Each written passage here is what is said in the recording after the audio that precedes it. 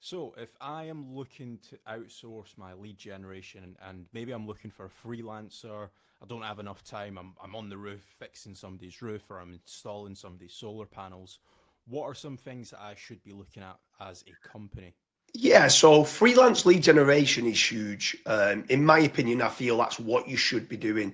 Like digital marketing or generating leads is its own trade within itself. So if you are a roofer, do what you do best, which is roofing. Try and then team up with a freelance lead generation company that can generate you the right type of roofing leads. If that's what you do, if you're an electrician, go and do the electrics. But then get a freelance lead generation company to generate you the right type of leads to win more work and go out and do your job. You realistically should be using this lead generation freelance lead generation company that's able to generate the leads. You do the sales, do the quotes, win the work, go and do the job, make a profit, and then hopefully you're getting a return on investment on that. Yeah. So if I am looking for a freelancer or a business to just outsource my lead generation work, what are some things that I should be looking at? Is it some case studies? Is it video testimonials? Is it videos like this where they're explaining themselves? What's some things that you would be looking at? Yeah, so obviously, I'm the founder at Fatrank, and we are a freelance lead generation company. So something that I'm continuously striving to make certain the team do is showing case studies. So if someone's a roofer in London, show other roofing kind of lead generation case studies of what we've done for maybe a roofer in Manchester or a roofer in Essex or a roofer in Bristol. So if you are an electrician, again, trying to show case studies for the electricians lead generation. As a freelance lead generation company, we've got to prove that we are the best there is in the UK for the industry that that company's in. So I'd say case studies, testimonials, and then just not just walking the like not just talking about it, but walking the walk and showing them what you can do. Maybe giving them 10 free leads or even a month's worth of free leads, and showing that there is some sort of guarantee on the return on investment. It's very important for like tracking the KPIs. I mean, if you was Kasra, if you was a solar panel company and I'm a freelance lead generation company, what KPIs would you be looking for?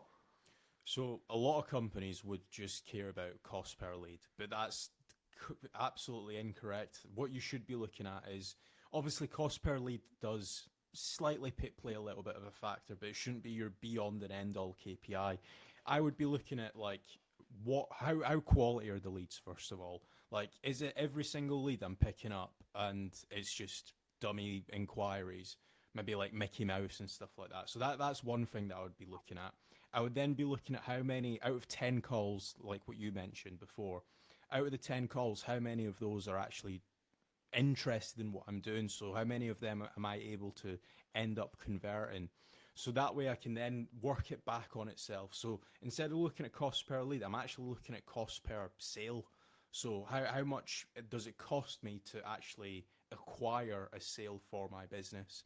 So that's a metric that I would be looking at. And then if I'm a bigger company, which is quite a lot of the companies that we work with are quite big now, they might be spending on Facebook ads, they might be spending on PPC, they might be spending on SEO.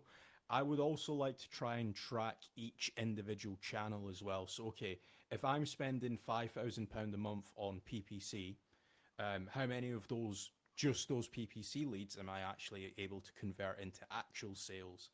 If I'm spending, let's say, 10 grand a month on SEO, how many of those leads am I ending up converting into actual paying customers? And then same goes with YouTube, whatever other channels that you're actually spending. It might be even billboard ads for some of you guys watching. So I would start to track it as much as I possibly can as well, because not only that, and this isn't one thing that we've mentioned in this video, but it's really worth noting down.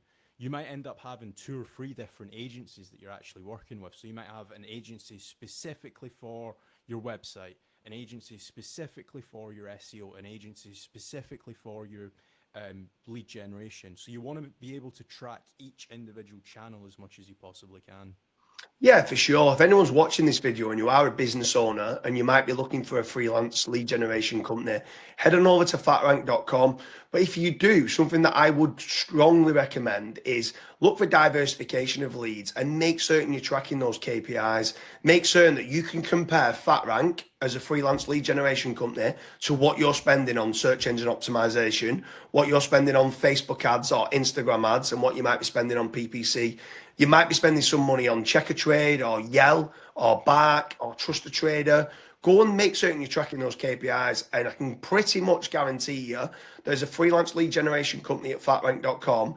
We will be getting you the highest return on investment. And if we don't, switch us off. That's the simple kind of way of looking into it. Like, as a freelance lead generation company, we do everything we can to make certain we're delivering you real-time exclusive leads that come through on a consistent basis that hopefully generate you more orders and more business.